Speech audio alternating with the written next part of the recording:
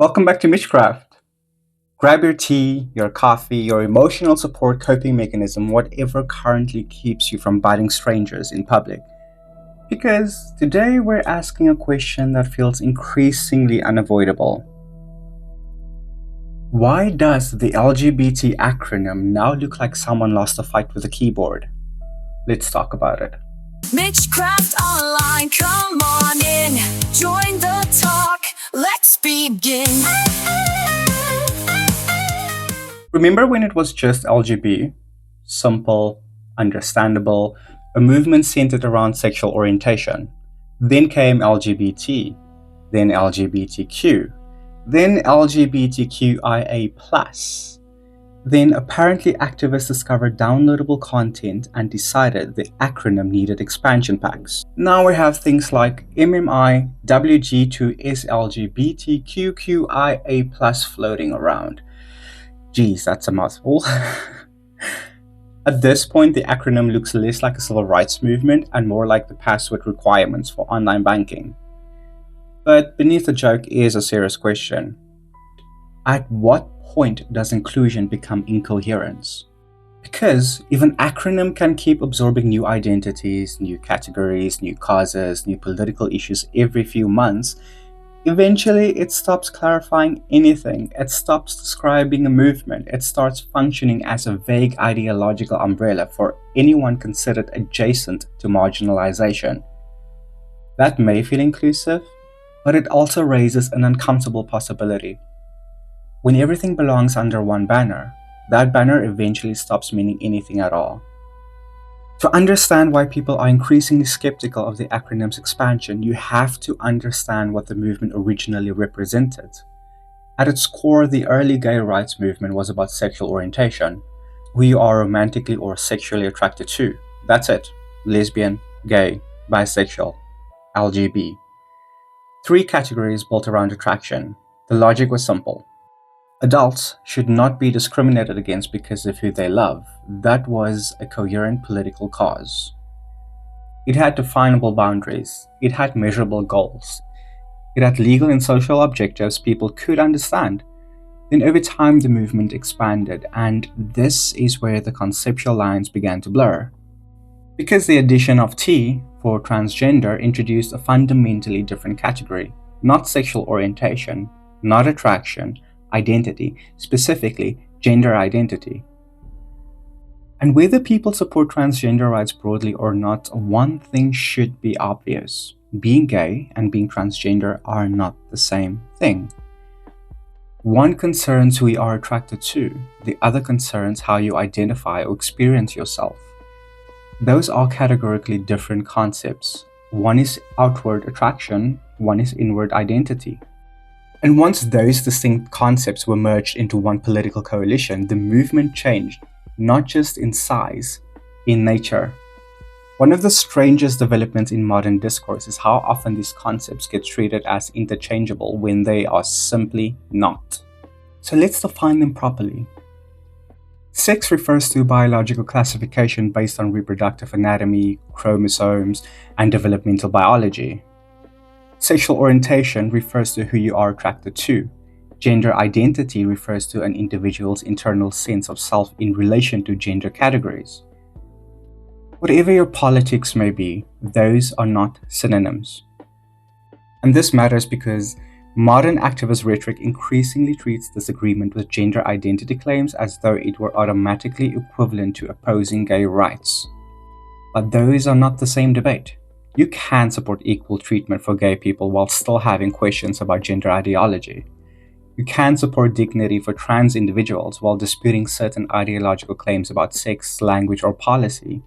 Treating all disagreement as identical prejudice collapses distinctions that matter, and frankly, when distinctions disappear, serious conversation usually dies right behind them. One of the most common rebuttals in debates about biological sex goes something like this. Sex isn't binary because intersex people exist. Now, intersex conditions are real. They are medical variations involving atypical development of sex characteristics, chromosomes, hormones, or reproductive anatomy. They deserve serious medical understanding and compassionate treatment.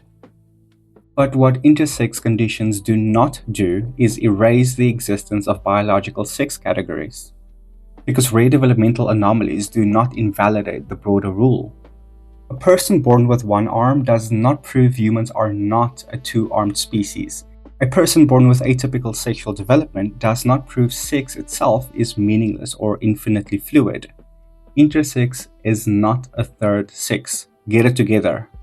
It is a collection of rare medical conditions involving variations within sexual development. And many critics argue that invoking intersex people in general sex category debates often functions less as genuine advocacy for intersex individuals and more as rhetorical ammunition in broader ideological arguments, which ironically reduces real medical conditions to political props. So, how did we get here? How did a movement originally built around sexual orientation become a sprawling umbrella that now seems to absorb every adjacent identity, ideology, and grievance within arm's reach? The answer is coalition politics. Coalition politics, in theory, kinda does make sense. Different marginalized groups often work together because they share overlapping experiences with discrimination, exclusion, or social stigma. That can create solidarity, it can build political power, it can help smaller groups gain visibility by attaching themselves to larger established movements. And in many contexts, that strategy works. But coalition politics has a weakness, a very predictable one. Over time, coalitions often stop being based on shared category and starts being based on shared emotional or ideological alignment. That's when things get real messy. Because once the standard for inclusion becomes anyone whose struggle feels adjacent to ours, there is no limiting principle, no conceptual boundary, no coherent definition. The movement stops being organized around a clear issue and starts becoming a catch-all moral alliance of vaguely related grievances. At first, that feels compassionate, inclusive, morally expansive, but politically and intellectually, it creates chaos. Because if a movement cannot clearly define what it is, it cannot clearly define what it stands for. And if it cannot define what it stands for, it cannot meaningfully distinguish core principles from ideological baggage. That is how movements lose coherence, not through opposition, through expansion without boundaries. And this is where we need to talk about something deeper. The limits of identity language itself, because every framework eventually gets tested at its edges. There is another reason people have grown skeptical of identity-based activism as a framework, because once society adopts the principle that internal identity claims deserve social validation simply because they are sincerely felt, you create a dangerous precedent. And yes, this is where we need to talk briefly about something deeply uncomfortable. In recent years, fringe online communities and some individuals have attempted to rebrand pedophilia using the term MAP, meaning minor attracted person. The stated rationale is often that the label sounds less stigmatizing than pedophile. Now let's be crystal clear. An attraction to children is not a sexual orientation in the same sense as adult same-sex attraction. It is not an LGBT identity. It is not a marginalized lifestyle category. It is a deeply serious psychiatric and moral issue involving attraction to individuals who cannot consent. And mainstream LGBT organizations have repeatedly rejected any association with such groups. But the reason this conversation matters is not because pedophiles are being broadly welcomed into LGBT spaces. They are not. It matters because it demonstrates how identity-based language can be misused. Because once every internal feeling becomes framed as an identity deserving affirmation, bad actors will inevitably attempt to exploit that framework. And society must be capable of drawing moral boundaries. Not every internal experience is morally neutral. Not every identity claim deserves validation. And not every attempt at rebranding harmful behavior should be entertained simply because it adopts the language of identity politics.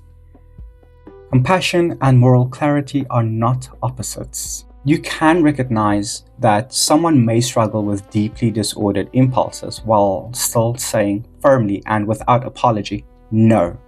This is not an identity category to be normalized. This is not a civil rights issue. This is not remotely comparable to consenting adult relationships. And frankly, the fact that this boundary has to be clarified at all shows how far identity language can stretch when limits are not clearly defined.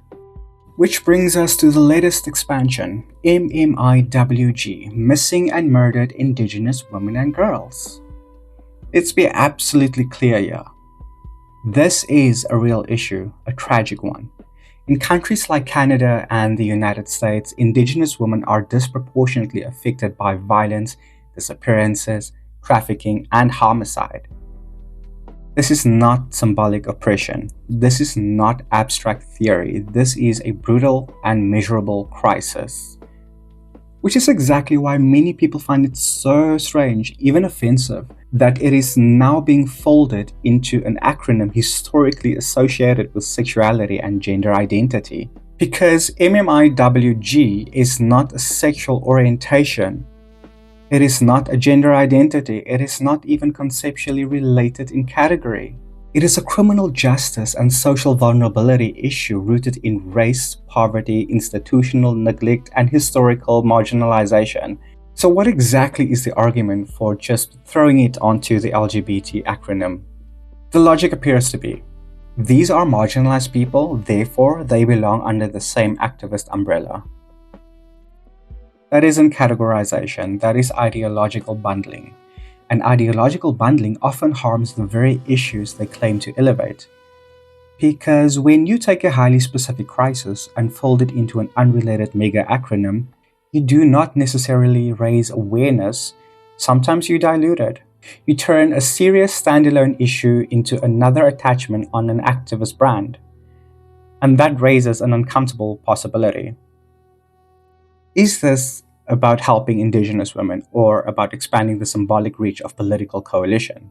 Because those are not the same thing. Real advocacy sometimes means letting an issue stand on its own, not absorbing it into a larger ideological franchise.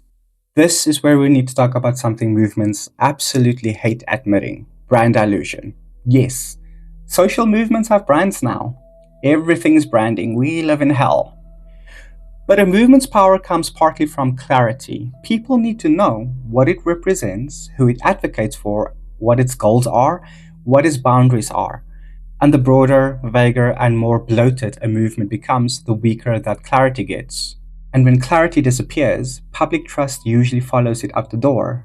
Because ordinary people start asking questions like, what exactly does this acronym mean now?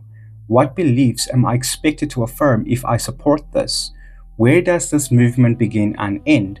And when those questions no longer have simple answers, support starts eroding. Not always because people become hostile, sometimes because the movement simply becomes unintelligible. It loses definitional coherence. It becomes less a rights movement and more a floating ideological ecosystem. And most ordinary people do not join ideological ecosystems. They join causes they actually understand. Now we move into one of the most controversial parts of the broader gender debate: children. Because very few topics provoke stronger emotional reactions than the question of how society handles gender dysphoria in minors. And before anybody loses their minds, let's establish the obvious. Children experiencing distress around their bodies or identity deserve compassion. They deserve support. They deserve serious medical and psychological care. That part should not be controversial. The question is not whether struggling children matter. The question is what kind of intervention is ethical, appropriate, and evidence-based. That is where debate begins, because for years, puberty blockers were often described in public discourse as a kind of harmless little pause button, a temporary intervention, a reversible way to buy time, a low-risk first step while children explore their identity. But critics argue that framing is deeply misleading because puberty is not some cosmetic inconvenience. It is a major developmental process tied to bone density, neurological development, sexual maturation, fertility pathways, psychological development. And critics argue that interfering with that process can carry serious long-term consequences, particularly when blockers lead directly into hormone therapy and further medical transition. That is why several countries and medical review bodies have re-evaluated or restricted aspects of youth gender medicine in recent years. Not because they hate trans people, but because medicine becomes dangerous when ideology outruns evidence. And once you involve minors in life-altering medical pathways, the burden of proof should be extraordinarily high, as it should be for any serious intervention involving children. And that brings us to a deeper ethical issue: consent. Can a child meaningfully understand the lifelong implications of medical transition?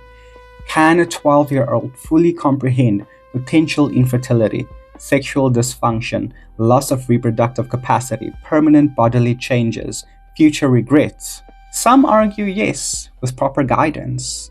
Others argue no, not in the way informed consent ethically requires, and that debate matters. Because when medicine intersects with identity, politics, and vulnerable minors, mistakes carry lifelong consequences, and many critics point to an increasingly troubling rhetorical pattern in some advocacy spaces. Parents are often told that affirming transition is the safest route, that refusal may increase suicide risk. The most emotionally charged version of this rhetoric is the now famous line, "Would you rather have a dead son or a living daughter?" Now, regardless of intent, that is an extraordinary statement to present to frightened parents, because it frames one path as affirmation and the other as potential death. That kind of binary framing can place enormous pressure on families navigating deeply complex situations.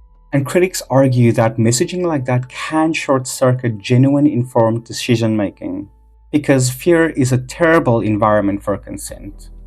Another reason many people have grown skeptical of modern gender activism has less to do with biology and more to do with language, because for most people, the pronoun debate is not really about grammar.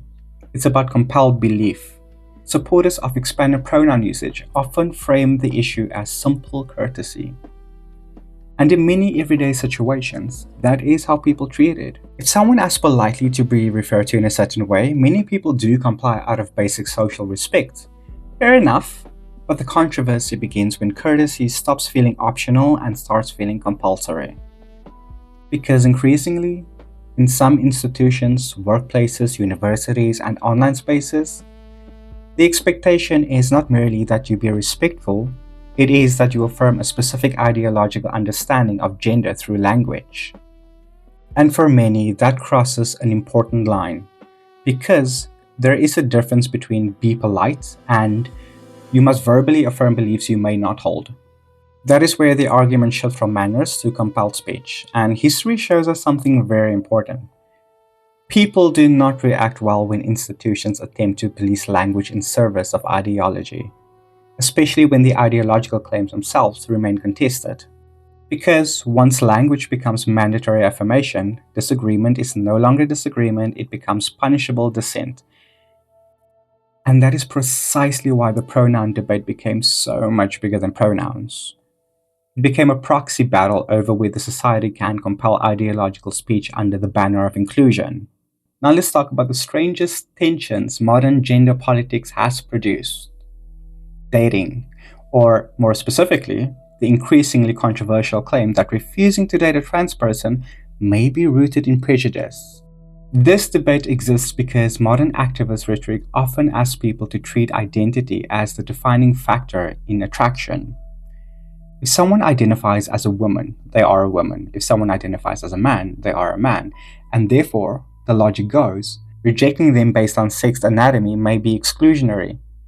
But many gay and lesbian people push back strongly on that, because sexual orientation, by definition, is based on sex, not identity. A gay man attracted to male bodies is not obligated to override that orientation because someone identifies differently. A lesbian is not hateful for wanting a female partner. A straight man is not bigoted for not wanting to date someone with male anatomy. Attraction is not an HR department. It is not a social justice checklist. It is not a public accommodation. And the moment people start moralizing others' sexual boundaries, we enter deeply uncomfortable territory. Because historically, Gay people spent decades fighting the idea that attraction could or should be politically corrected. So, when activists begin implying that sex-based attraction is somehow suspect, many hear echoes of something they thought society had already rejected. The notion that attraction should be re-educated to fit ideological expectations. That is why this issue generates such fierce backlash, because to many people it kind of feels like conversion logic wearing progressive makeup. Now, to be fair, not every trans person believes any of this. Not every LGBT activist is radical. Not every pride supporter wants ideological conformity. But here is a problem. Movements are judged by their loudest visible factions, especially in the age of social media. And social media rewards extremity, not moderation, not nuance, not thoughtful disagreement. The people who go viral are the ones making the most outrageous claims. The ones insisting biology is meaningless. The ones screaming that disagreement is violence. The ones demanding ideological compliance from everyone in earshot. And when moderate voices fail to challenge those extremes internally, the public starts assuming the extremes speak for the entire movement. Fairly or unfairly, that is how backlash forms, not because everyone suddenly becomes hateful, but because ordinary people begin associating the broader movement with its most unreasonable demands. And this is the part where people will get uncomfortable. But honesty matters more than comfort. I no longer meaningfully identify with the broader LGBT community, not because I hate anyone, not because I oppose equal rights, not because I suddenly abandon the idea that adults should live as they choose, but because at some point the movement stopped representing principles I agreed with and started demanding ideological conformity I could not give. I do not need a political movement to validate my existence. I do not need an acronym to tell me who I am. I do not need activist approval to live my life honestly. Who I love is my business, how I live is my business, and my refusal to subscribe to every ideological expansion under the rainbow banner does not make me hateful. It makes me independent. Because movements should never become immune from criticism simply because they began with good intentions. And frankly, some of the loudest people operating under that banner today seem less interested in equality and more interested in cultural domination. That may be uncomfortable to hear, but discomfort is not the same as falsehood. Here's the truth. The original gay rights movement succeeded because the message was simple, clear, understandable. Adults should be free to live honestly without discrimination. That was coherent. That was compelling. That made sense. The more it absorbs unrelated issues, fringe ideologies, contested medical claims, abstract identity theories, speech policing, and moral coercion, the harder it becomes for ordinary people to distinguish legitimate rights advocacy from ideological overreach. And once that line blurs, support begins to fracture. Not because people hate minorities, but because they resist movements that demand belief rather than tolerance. So no, not every issue belongs under one acronym. Not every identity claim deserves validation. Not every political cause should be bundled into one ideological megabrand. And not every criticism of modern activism is hatred. Sometimes, it is simply a refusal to pretend incoherence is progress. If you're listening on Spotify, don't be shy about hitting that follow button. If you're watching on YouTube, subscribe, share your thoughts in the comments, and let me know where you stand on all this, and I'll see you in the next episode. This is MitchCraft Online. Question everything, especially the things everyone else just accepts. MitchCraft Online, come on in, join the talk, let's begin.